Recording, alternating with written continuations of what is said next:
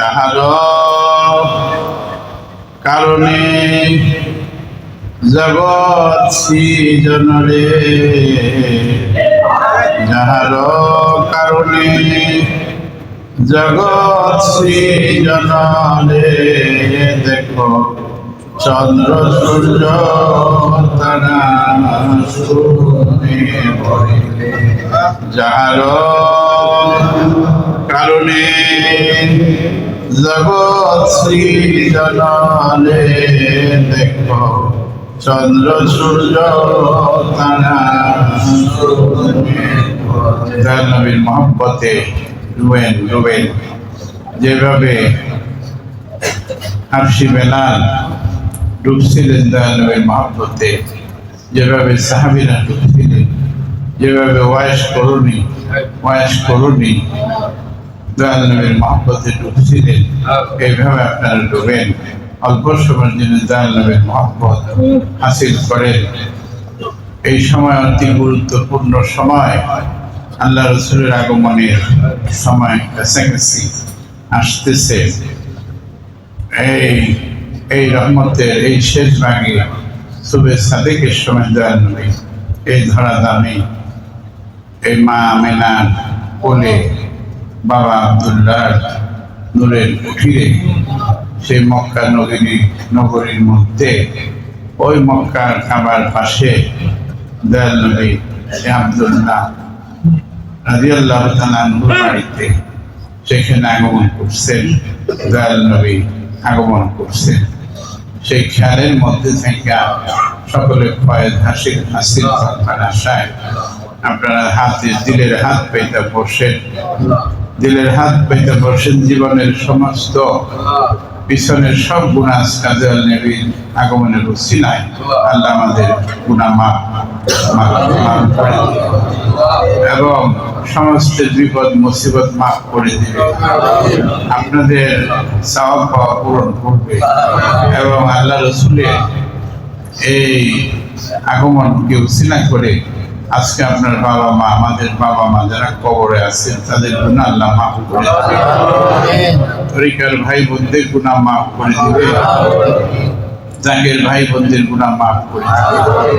আমাদের যাদের ভিতরে খারাপি আছে, কুমন্ত্রণা কুফেন থেকে আল্লাহ আমাদেরকে বাঁচায় দিবে, কলবের জাকি দান করবে, তাজকিয়া নফস আল্লাহ আমাদেরকে দান করবে। দয়াল নবীর উসিলায় দিলের হাত পেতে বসেন।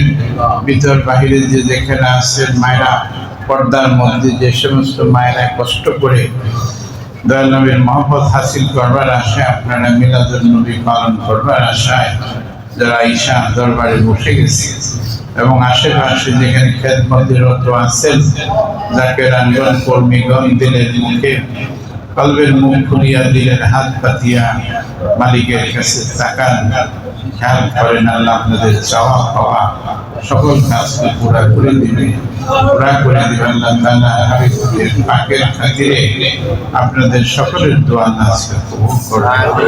আর দয়াল নবীর মহব্বতে কাঁদেন আর ডাকেন ইয়া রাহমাতাল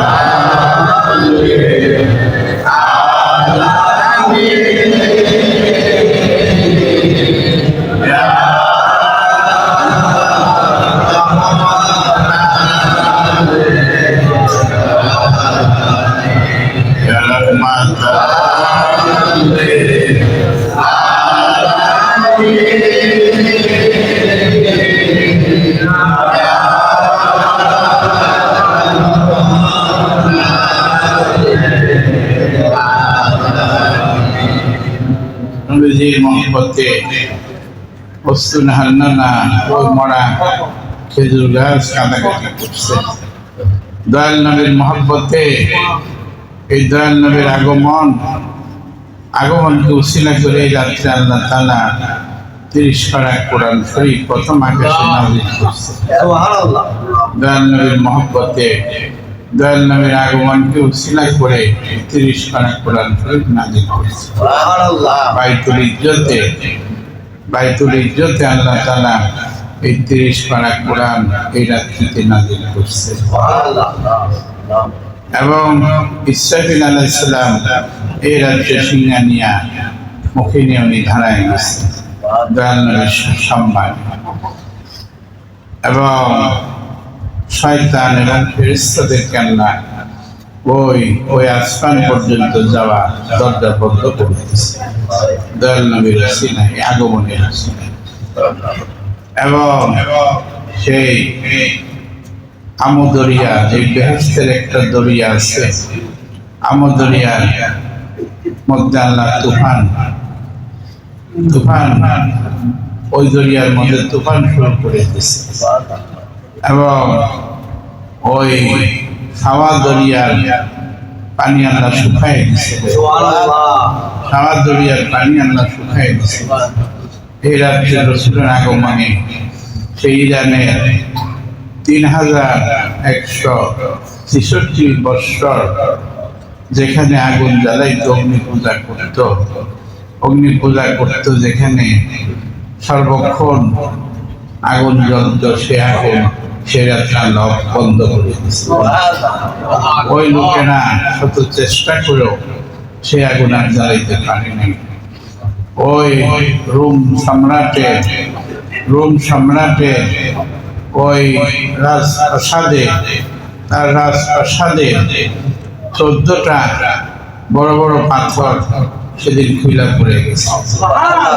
কোন আছে 14টা খুঁটা ভাঙ্গা পড়ছে। উনি ভয় পেয়ে গেছিল, হায় এটা কি হইতেছে, ভূমিকম্প নাই, কিছু নাই, এইসব কি হইতেছে, তার ঘুম ভেঙে গেছে। এইভাবে ওই দেশের যে প্রধান বিচারপতি ছিল সে স্বপ্নে দেখতেছে আরব থেকে কিছু ওট ইয়ামেনের দিকে ও ইরাকের দিকে সাগর পাড়ি দিয়া সৈনিক সহ নদীর মধ্যে লাফায় পড়তেছে এবং তাদের দিকে যাইতেছে। তারা ভয় পেয়ে গেছে। সেই রাত্রিতে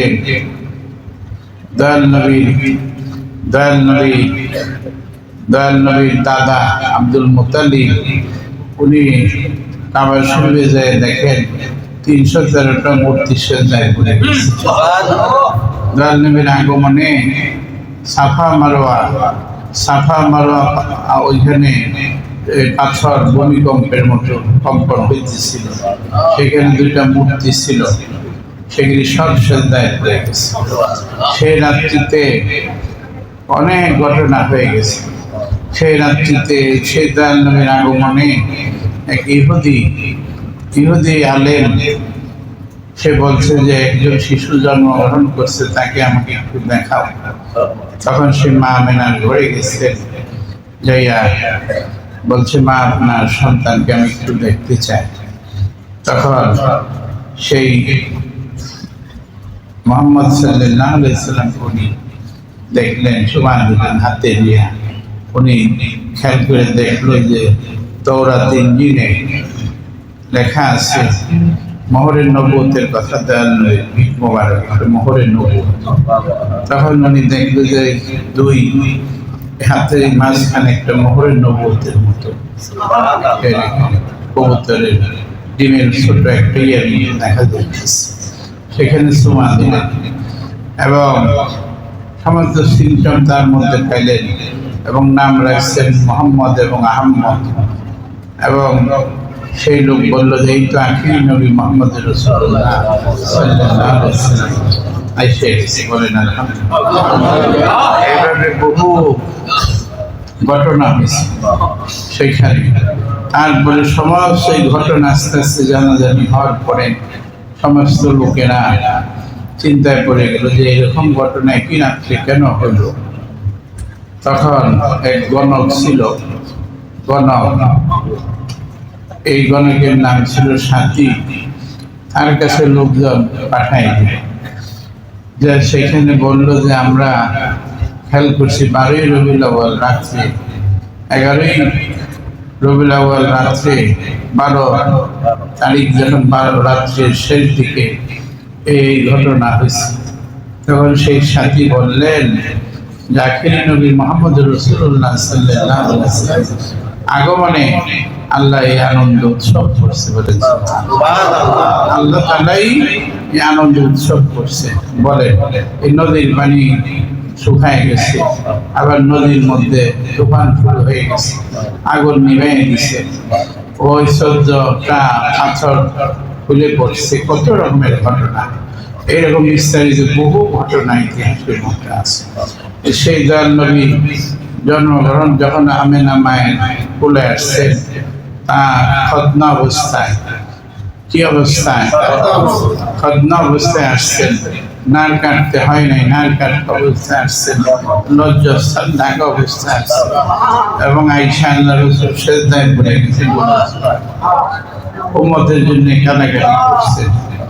এই শিশু সেই নবীর সৃষ্টিতে আমরা বলছি যে আগেই হয়ে গেছে, তারপরে ধরা দামে আল্লাহ পাঠাইছেন সেই দয়াল নবীকে আখিরি নবী হিসাবে, সব নবীর পরে সেই নবীর কথা, সেই প্রশংসা গুণকীর্তন আমরা কিভাবে আর করবো, কি করবো?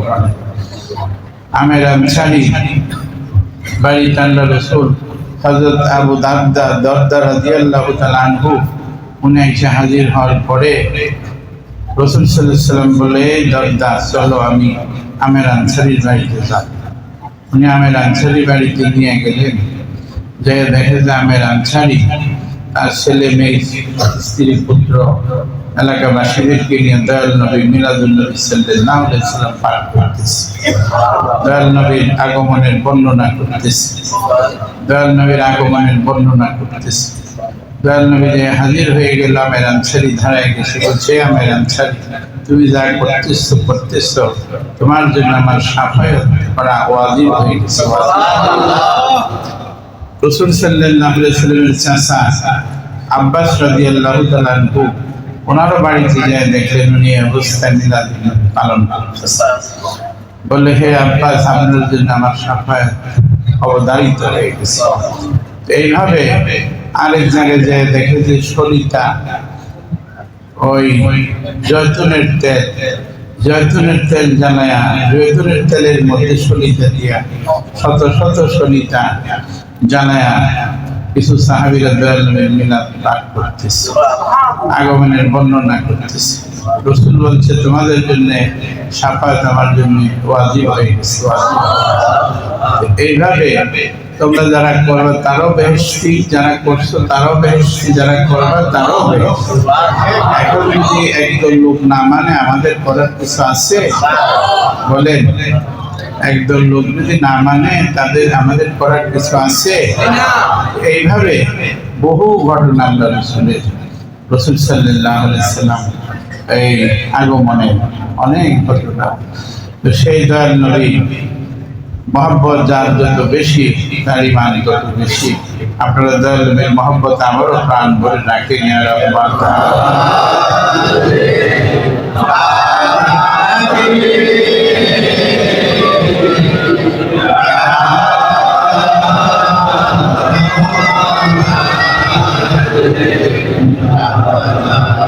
ইয়া রাহমাতাল লিল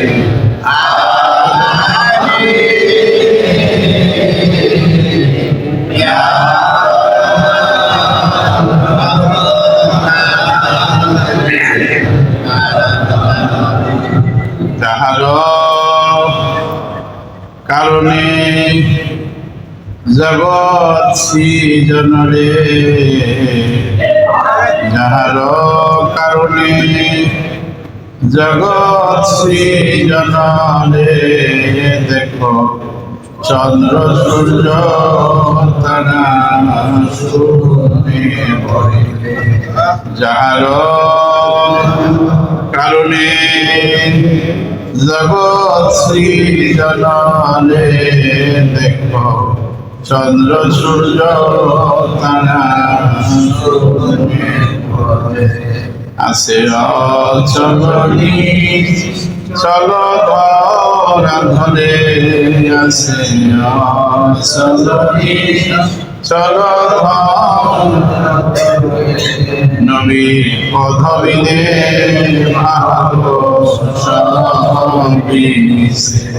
ইয়া রাহমাতাল লিল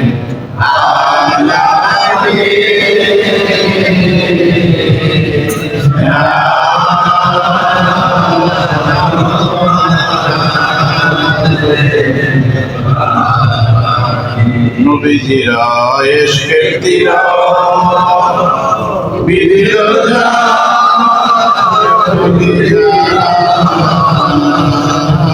নবীজির ইশকের তীর বিদিল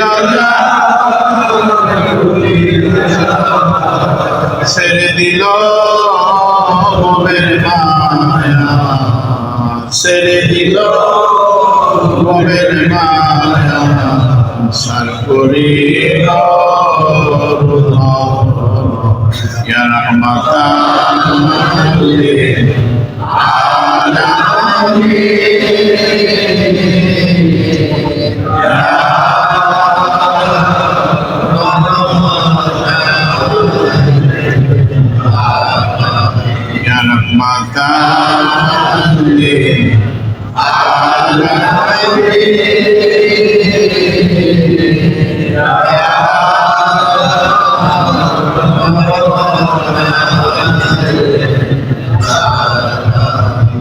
তাই ভগবান দয়াল নবীর মহব্বত যার অন্তরে কম তার ইমান কম, দয়াল নবীর মহব্বত যার বেশি তার ইমানও বেশি।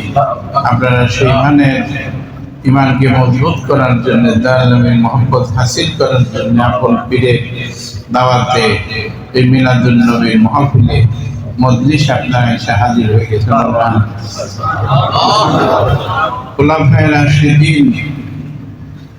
খোলাফায়ে রাশিদিন চারজন বেহেশতি সাহাবী, সাহাবীদের মধ্যে সিদ্দিক আকবর রাদিয়াল্লাহু তাআলা আনহু বলেন, সিদ্দিক আকবর আবু বকর সিদ্দিক রাদিয়াল্লাহু তাআলা আনহু উনি বলেন, যারা মিলাদুন নবী সাল্লাল্লাহু আলাইহি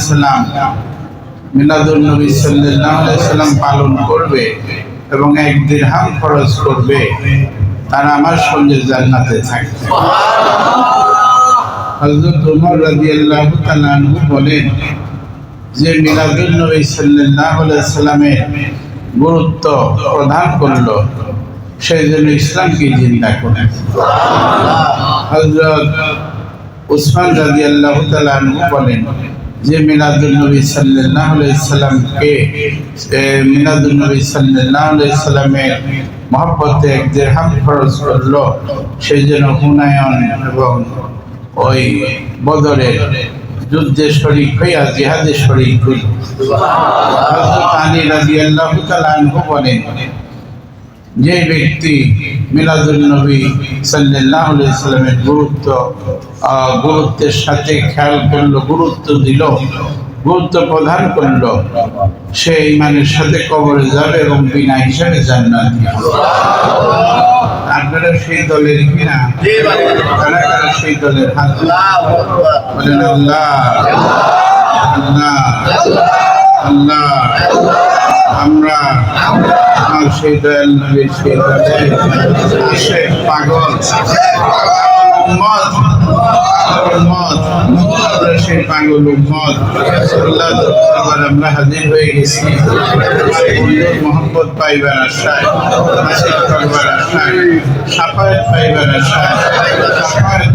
আশায়, আমরা সকল নারী পুরুষ লাখের ভাই বোন হাজির হয়ে গেছি। আল্লাহ আমাদের আপনারা সেই আশেক পাগল দেখি বহু জায়গা থেকে আপনারা টোকায় আল্লাহ আপনাদেরকে কবুল করে। দেখেন কত মানুষ, কোটি কোটি মানুষ, তার মধ্যে কয়েকজন লোক, কয়েকজন নারী পুরুষকে আল্লাহ কবুল করে। আপনারা মুর্শিদের সঙ্গে আগমনের মধ্যে শরীক হয়েছে, যেখানে আল্লাহ আসমানও করছে, জমিনও করছে, আসমানও করছে, জমিনও করছে। দেখেন আসমানও করলেন, জমিনও করছে, সেই জমিনে আসমানে আল্লাহ নিজে করেন, ইন্নাল্লাহা ওয়া মালাইকাতাহু ইউসাল্লুনা আলান নবী ইয়া আইয়ুহাল্লাযীনা আমানু সাল্লু আলাইহি ওয়া সাল্লিমু তাসলিমা। আমি এবং আমার ফেরেশতাদের নিয়ে আমার রাসূল সাল্লাল্লাহু আলাইহি সাল্লাম, আমার হাবিব সাল্লাল্লাহু আলাইহি সাল্লামের উপরে দুরূদ ও মিলাদের মজলিস করি। হে ইমানদারগণ, তোমরা করতে থাকবা, এখানে আরবিতে একটা মুজারুস সিগা আছে। এই মুজারুস সিগাকে বলা হয় অতীত, বর্তমান, ভবিষ্যৎ। এটা চলতে থাকবে, চলতে থাকবে, চলতে থাকবে। তোমরা করতে থাকো, হে ইমানদারগণ, তোমরাও করতে থাকো, করতে থাকো। তাহলে আপনাদের নসিব কত বড়, কত বড়। আপনারা সারা রাত ঘুম পারলেন না, বৈশা আছেন দয়াল নবীর আগমনের মহব্বতে। এই সমস্ত রেকর্ড হইতেছে কি ফেরেশতাদের কাছে আপনাদের রেকর্ড হয়ে গেল, আপনাদের ছবি রেকর্ড হয়ে গেল যে এই পাগলের এই আশেকেরা, এরা তো দয়াল নবীর আগমনে ওই পূর্ব দেশে, ওই বাংলাদেশে কুতুববাগে যাইয়া তোমার রসুলের মহব্বতে তাকাইছিল। এইসব পাগলটিকে আল্লাহ কোনো জাহান্নামে দিতে পারবে? আল্লাহ দিবে না। দয়ালু দয়ালু আল্লাহ বলবে যে আমার হাবিবের মহব্বতে ওরা রাত্র যাপন করছিল, সুখের বিছানা ছাড়ছিল, আরামের বিছানা ছাড়ছিল। এই ফেরেশতারা দেখো, তোমরা দেখো, এই এদের ছবি দেখো, ওরা আমার হাবিবের আগমনে রাত্রি যাপন করছিল কষ্ট করে। আমি তাদের গুনাহ, আমি তাদেরকে জাহান্নামে দিতে পারবো। আপনারা সেই দলের যাকে আসে আজকে যারা হাজির হয়ে গেছে, বিশ্বাস শেখান, ইমানের সাথে আপনারা কাজ করবেন। এই জন্য মুর্শিদের কথাকে ইমানের সাথে আমল করতে হবে। সকল কথা একদিকে, মুর্শিদের কথা, তাহলে আপনাদের ইমান মজবুত হবে, আপনারা আরো আগাইতে পারবেন, অগ্রসর হইতে পারবেন। পীরের কথা কোনোদিন এতেরাজ করতে নাই। পীরের কথা এতেরাজ করলে ফয়েজ মানুষের একেবারে ডাউন, ফয়েজ কাটা যায়, আমল কাটা যায়, ইমান দুর্বল হয়ে যায়, আবার আগাইতে পারে, নাও আগাইতে পারে, নসিব মন্দ হয়ে যায়, কপাল পুড়ে যায়, ক্ষতিগ্রস্ত হয়ে যায়। এই জন্য মুর্শিদের হুকুম পুঙ্খানুপুঙ্খ আপনারা পালন করুন। পীরের হুকুম মানার নামই তাসাউফ, মারিফত, যা কিছু বলেন পীরের আদেশ মান্য করা। সাহাবীরা যেভাবে রাসূলের আদেশ মান্য করছে, এইভাবে আপনারাও মুর্শিদের হুকুম মান্য করবেন। মনে থাকবে কি? এই কথা মনে রেখে আপনারা তরিকতের কাজ করবেন, বাড়ি বাড়ি, ঘরে ঘরে জাকেরানগণ রাসূলুল্লাহর সত্য তরিকা আপনারা ঘরে ঘরে পৌঁছায় দিবেন, বাড়ি বাড়ি পৌঁছায় দিবেন। মেয়েদের কাছে পৌঁছায় দিবেন রাসূলুল্লাহর সত্য বাণী, এই সত্য গুরুর কথা, সত্য মুর্শিদের কথা। আপনার মানুষের ঘরে ঘরে যে যেখান থেকে আসছেন, শ্রম দিয়ে টাকা পয়সা করি খরচ করে আসছেন, মহব্বত হাসিল করবার আশায় আপনারা এই বাণী, এই দাওয়াত সমস্ত বাংলাদেশের ঘরে দিতে চান কিনা, দিতে রাজি আছেন কিনা? হাত উঠেন অন্তর থেকে, মন থেকে, দিলের থেকে। এই রজনীতে দয়াল নবীর এই সময়ের মধ্যে আপনারা মনে মনে ইরাদা করবেন, আল্লাহ আপনাদের দোয়া কবুল করুন। ওই যে মৌলানা সাহেব ওয়াজ করে গেল না, যে আমার কি বলছে জানি, কি বলছে যেন, মৌলানা সাহেব বললেন, মুখলেসুর রহমান বাঙালি সাহেব, আমি উপর থেকে শুনছি যে ভিতরের কথাগুলো বলছে না তো, মন সহজে কি আর মানুষ হবি, বললেন যে মন সহজে কি মানুষ হবি। এই কথাকেই যদি আপনারা আমল করতে পারেন, তবে আপনারা সাধক হবেন। মন সহজে কি মানুষ হবি, মন সহজে কি মানুষ হবি, এটা হলো সিরাজ শাহের কথা। লালন ফকিরকে শিখাইছে মন সহজে কি মানুষ হবি, তোর উপরে বেশভূষা, কিন্তু ভিতর তো তরেকের মধ্যে আসে নাই। এটাকে বুঝাইছে মন সহজে কি মানুষ হবি। মন যদি মানুষই হয়ে যায়, সহজ হয়ে যায়, তাহলে তো সেই সিদ্ধ মানুষ হয়ে গেল, সিদ্ধ জগতে চলে গেল, তাকেই বলে সিদ্ধ মানুষ। তো এই জন্য বলছে মন সহজে কি মানুষ হবি। এত কিছু করা, মানুষ হয়ে গেলে তো আপনি পার হয়ে গেলেন, বেড়া পার হয়ে গেলেন। এই সাধনাই করলেই আপনাদের বেলা পার হবে। মন সহজে কি মানুষ হবি, এই মনকে বুঝাইতে হবে, পীরের দিক করতে হবে। পীরের দিক আপনার দিক, পীরের দিল আপনার দিল, মুর্শিদের দিল আপনার দিল। এরকম করলে পরেই আপনার বেলা পার হয়ে যাবে। আপনার দিকে তাকে আপনি থাকেন অন্যদিকে, আবার আপনি যখন থাকেন আপনার পিছনে আরেক দিকে, তাহলে বেশি আপনার মধ্যে হবে না। যখন এরকম হবে তখনই আপনার মনে রাখবেন, মুর্শিদের আদেশ নিষেধের উপরে জোর দিতে হবে, বেয়াদবি যেন আমাদের না হয়। এখানে খুব সতর্ক থাকবে যে বেয়াদবকে আল্লাহ পছন্দ করেন। আল্লাহ বলছে এই বেয়াদবদেরকে আমি এমন জায়গায় বান দিব আর তারা ছুটতে পারবে না। কিন্তু গুনাহগারকে মাফ করবো, বড় বড় পাপীকে মাফ করবো, বেয়াদবকে আমি মাফ করবো না, একেবারে তলাদেশে বান্ধি। কাজে এখান থেকে বাঁচার জন্য প্রথমে তরিকতের সবক হলো আদব। আদব আদব বলি কিনা? আদব শিখতে হবে, বিনয় শিখতে হবে, তবে আপনি সহজে চলে যেতে পারবেন। আপনার রাস্তা সহজ হয়ে যাবে। সব জাকের জাকেরিনগণ আপনারা মহব্বতের সঙ্গে লাগে যাইয়া তরিকতের কাজ ঘরে ঘরে করবে। আর আমাদের সফর শুরু হবে সেপ্টেম্বর থেকে। আপনারা এই সফরে যে অঞ্চলে আমরা যাব, সকলে হাউস মহব্বতে কাজ করবে। আমার মুর্শিদ কেবলা বলে গেছে, বাবা তোমার বহু জায়গায় যাইতে হবে, বহু ঘাটের পানি খেতে হবে জাকের। আমার কেবলা জানের কথা বড় হোক, পীরের কথা বড় হোক, পীরের কথা মধু মাখা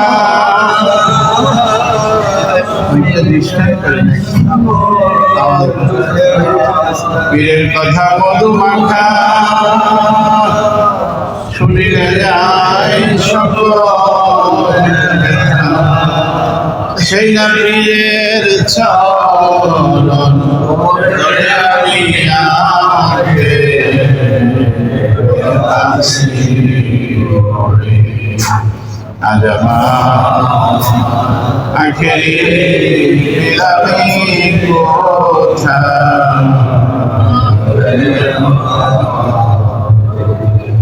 পীরের কথা মধু মাখা শুনিলে যায় সকল, সেই না পীরের নাম ধরে আমি আগে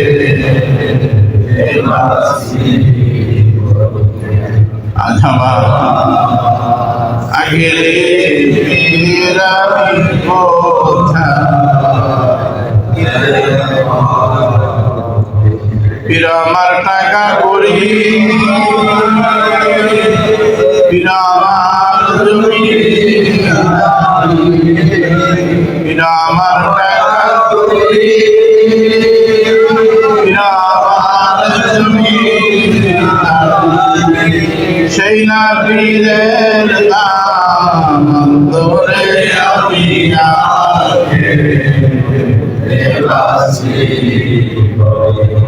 আজ আমার আখেরি তো বাবা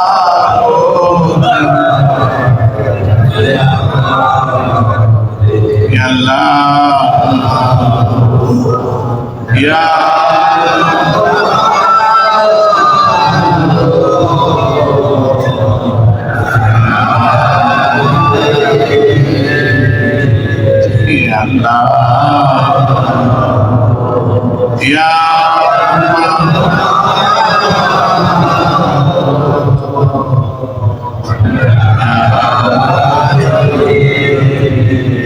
Ya Allah, Ya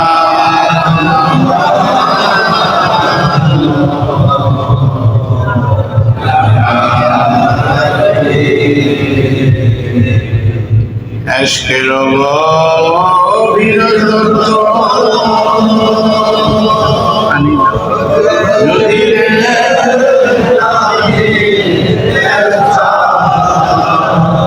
Eşkil Allah birazdan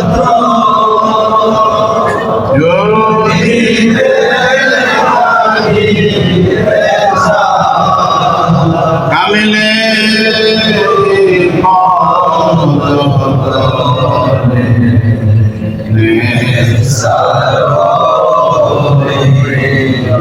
Eşkil Allah birazdan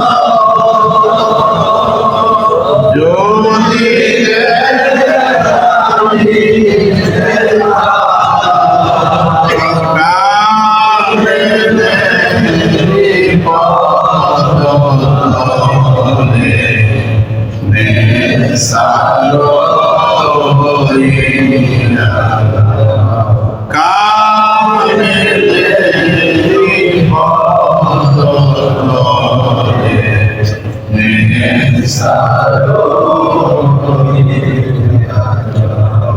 রে তোর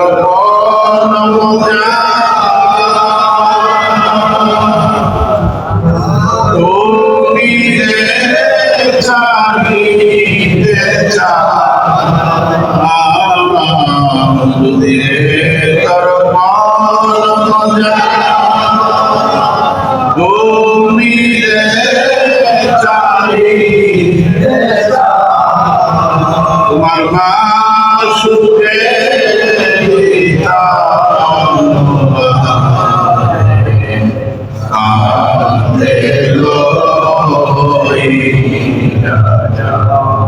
তোমার মা সুখে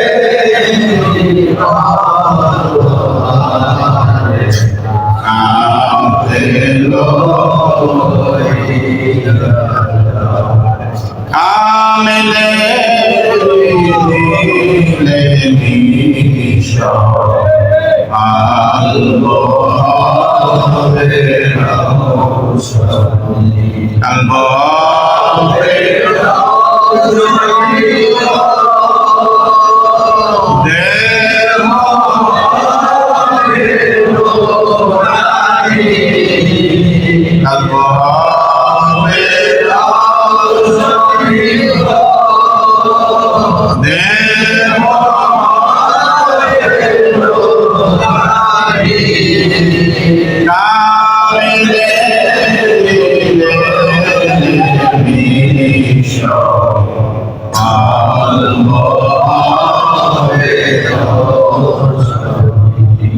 দেখ না পড়ি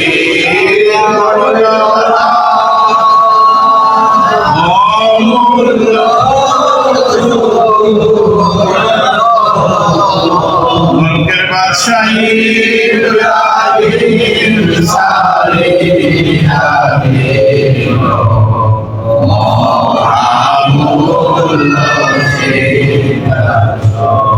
বঙ্গের বাদশাহী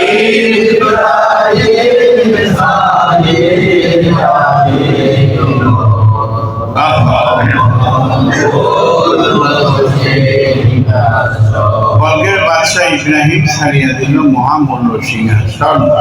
এই ইব্রাহিম যে পীরের মুর্শিদের দরবারে খেদমত করছে, যে পীর ভাই বোনেরা যে পেশাব পায়খানা করে, পীর হুকুম দিছে যে বাবা এই মুরিদের পেশাব পায়খানা যে জমা হয় এগুলি আপনি মাথায় করে নালে নালে ফেলাইতে। বহুদিন এই বাদশাহী ছেড়ে দেখেন পীরের দরবারে দীক্ষা এই মুরিদের পেশাব পায়খানা মাথায় বোঝার করে নিয়ে ঠান্ডাইছে। তারপর আবার পীর পরীক্ষা করার জন্য আরো লোক লাগাই দিচ্ছে জ্বর মাথায়। এই মাইটা কলর বাড়ি দিয়ে ভেঙে দাও, পিছন থেকে ভেঙে দিচ্ছে।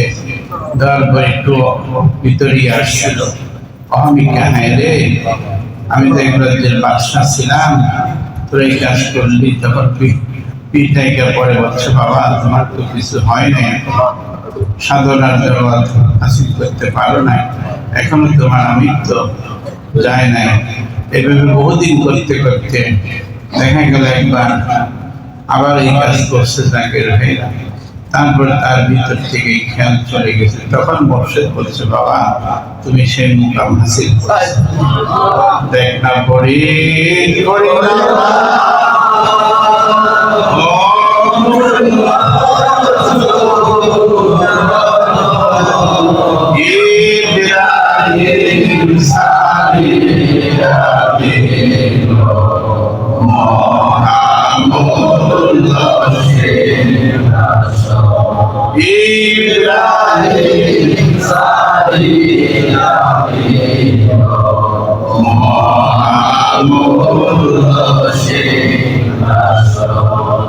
দেখেন পীরের জন্য মোহাম্মদ পুরা নিজের চোখ দান করছে শেখ ফরিদ দিয়া পীরের খেদমতে গরম পানি হাজির করছে। এই মহব্বতের নাম হলো ঈমান। আপনাদের মধ্যে মহব্বত থাকা লাগবে, মুর্শিদের কথাকে গুরুত্ব দেওয়া লাগবে। অনেক জায়গায় আছে মুর্শিদের কথা গুরুত্ব দেয় না, তখন সে অনেক পিছিয়ে পড়ে যায়। পীরের কথা গুরুত্ব দেয় না, তখন অনেক পিছিয়ে পড়ে যায়। একে টানতে টানতে এই জন্মে দাঁড়ার হবে কিনা সন্দেহ থেকে। কাজী ভুল করা সহজ, পূর্ণ করা খুব কঠিন কাজ, সময়ের বিষয়।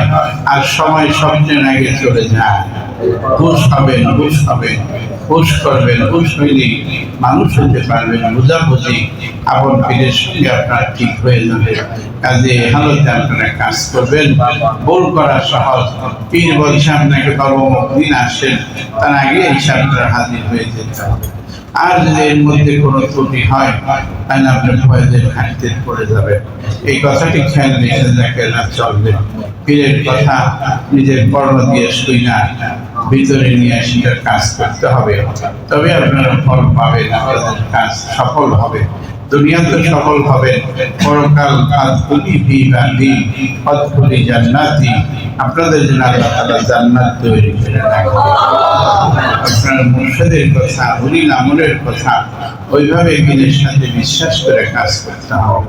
এই জন্য আল্লাহ বলছে আতিউল্লাহ ওয়া আতিউর রাসূল ওয়া উলিল আমরি মিনকুম। তোমার সাহেবের হুকুম, তোমার মুর্শিদ যে তার হুকুম তুমি ওইভাবে মান্য করো। আমাদের মধ্যে যে নফসটা আছে, কথা শুনে না, এদিক সেদিক দৌড়াদৌড়ি করে, একে ঠিক করাটাই হলো ওই যে মন সহজে কি আর মানুষ হবি, এই মানুষ মনকে একের মধ্যে না, আমার মুর্শিদের দিক হয়ে আমার কাজ করতে হবে। যে যে কাজকর্ম করেন ওই খানা থেকে আপনি কাজ করলে আপনার জীবন সফল হয়ে যাবে। বলেন আল্লাহ